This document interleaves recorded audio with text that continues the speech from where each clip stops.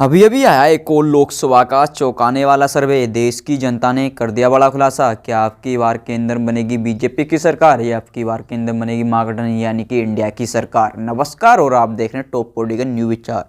Lok Sabha opinion poll 2024 में आप सभी का हार्दिक स्वागत है। अभी अभी जनता के बीच से ये सर्वे सामने निकल कर आया।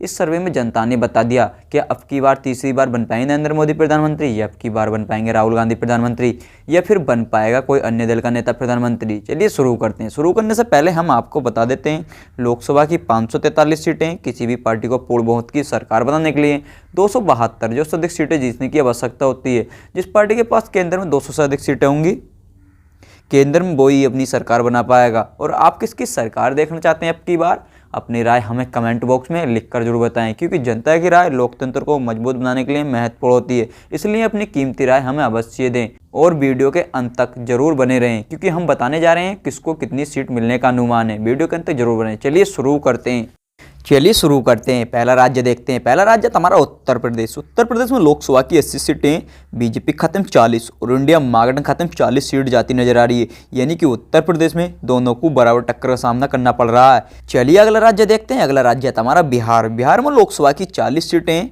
बीजेपी खाते में 16 और इंडिया महागठबंधन खाते में 24 सीट जाती नजर आ रही है। यानी कि बिहार राज्य में बीजेपी को नुकसान का सामना करना पड़ रहा है। चलिए अगला राज्य आता है हरियाणा। हरियाणा में लोकसभा की 10 सीटें, बीजेपी खाते में 4 और इंडिया महागठबंधन खाते में 6 सीट जाती नजर आ रही है। यानी कि हरियाणा राज्य में भी बीजेपी को नुकसान का सामना करना पड़ रहा है। चलिए अगला राज्य देखते हैं। अगला राज्य तुम्हारा पंजाब। पंजाब में लोकसभा की 13 सीटें, बीजेपी खाते में 2 और इंडिया महागठबंधन खाते में 3 सीट जाती नजर आ रही है। और अन्य की बात करें तो अन्य के खाते में 8 सीट जाती नजर आ रही हैं। चलिए अगला राज्य देखते हैं। अगला राज्य आता है तेलंगाना। तेलंगाना में लोकसभा की 17 सीटें, बीजेपी खाते में 5 और इंडिया महागठबंधन खाते में 12 सीट जाती नजर आ रही है। यानी कि तेलंगाना राज्य में बीजेपी को नुकसान का सामना करना पड़ रहा है। चलिए अगले राज्य की बात करते हैं। तो अगला राज्य था हमारा मणिपुर। मणिपुर में लोकसभा की 2 सीटें और बीजेपी की लुटिया डूबती हुई नजर आ रही है। 2 की 2 सीट इंडिया महागठबंधन खाते में जाती नजर आ रही है। यानी कि मणिपुर में बीजेपी को नुकसान का सामना करना पड़ रहा है। चलिए अगला राज्य देखते हैं। अगला राज्य था हमारा गोवा। गोवा में लोकसभा की 2 सीटें, बीजेपी खाते में 1 और इंडिया महागठबंधन खाते में 1 सीट जाती नजर आ रही है। यानी कि गोवा राज्य में दोनों को बराबर टक्कर का सामना करना पड़ रहा है। चलिए अगले राज्य की बात करते हैं। तो अगला राज्य था हमारा असम। असम में लोकसभा की 14 सीटें, बीजेपी खाते में 9 और इंडिया महागठबंधन खाते में 5 सीट जाती नजर आ रही है। यानी कि असम राज्य में इंडिया महागठबंधन को नुकसान का सामना करना पड़ रहा है। चलिए अगले राज्य की बात करते हैं। तो अगला राज्य हमारा छत्तीसगढ़। छत्तीसगढ़ में लोकसभा की 11 सीटें, बीजेपी खाते में 5 और इंडिया महागठबंधन खाते में 6 सीट जाती नजर आ रही हैं। चलिए इसी के साथ अगले राज्य की बात करते हैं। तो अगला राज्य हमारा तमिलनाडु। तमिलनाडु में लोकसभा की 39 सीटें, बीजेपी खाते में 13 और इंडिया महागठबंधन खाते में 26 सीट जाती नजर आ रही। यानी कि तमिलनाडु में बीजेपी को नुकसान का सामना करना पड़ रहा है। चलिए अगले राज्य की बात करते हैं। तो अगला राज्य हमारा केरल। केरल में लोकसभा की 20 सीटें और बीजेपी की लुटिया डूबती हुई नजर आ रही है। और इंडिया महागठबंधन खाते में 12 सीट जाती नजर आ रही है। और अन्य की बात करें तो अन्य के खाते में 8 सीट जाती नजर आ रही है। यानी कि केरल राज्य में बीजेपी को नुकसान का सामना करना पड़ रहा है।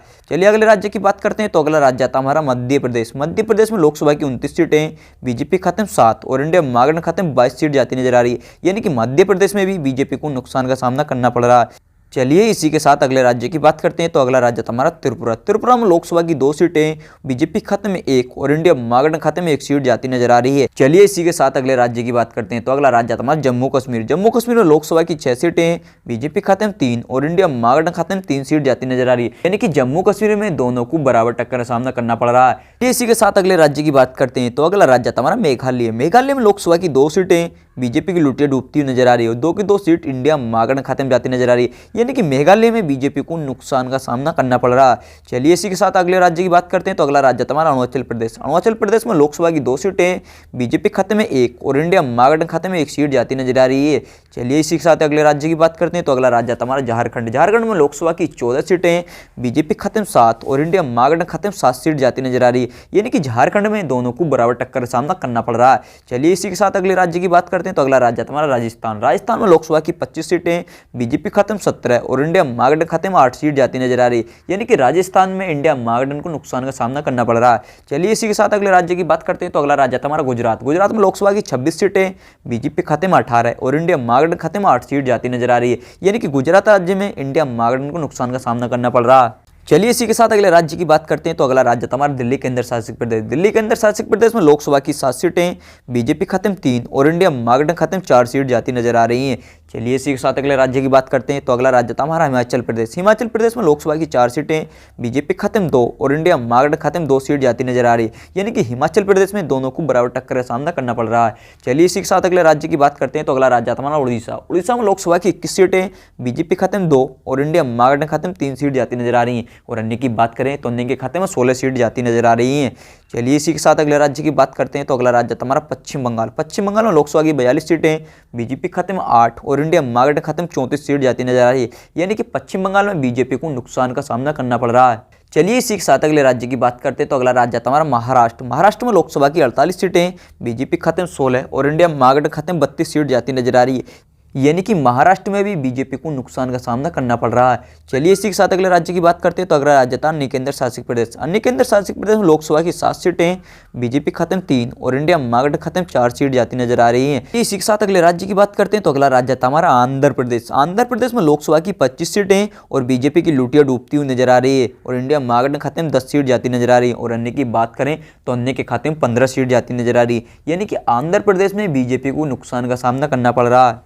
इस प्रकार आपने लोकसभा की 543 सीटों को विस्तार से जाना, जिसमें कि बीजेपी खाते में 188 और इंडिया महागठबंधन खाते में 278 सीट जाती नजर आ रही हैं। और अन्य की बात करें तो अन्य के खाते में 77 सीट जाती नजर आ रही हैं। कि इस ओपिनियन पोल के आधार पर कह सकते हैं अब की बार इंडिया महागठबंधन अपनी सरकार बनाने जा रहा है। और आप किसकी सरकार देखना चाहते हैं अब की बार, अपनी राय कमेंट बॉक्स में हमें लिखकर जरूर बताएं, क्योंकि जनता की राय लोकतंत्र को मजबूत बनाने के लिए महत्वपूर्ण होती है। इसलिए हमें अपनी कीमती राय अवश्य दें। और अभी तक हमारे चैनल पर नहीं तो प्लीज़ चैनल को सब्सक्राइब अवश्य कर लें अपना समझ के। धन्यवाद।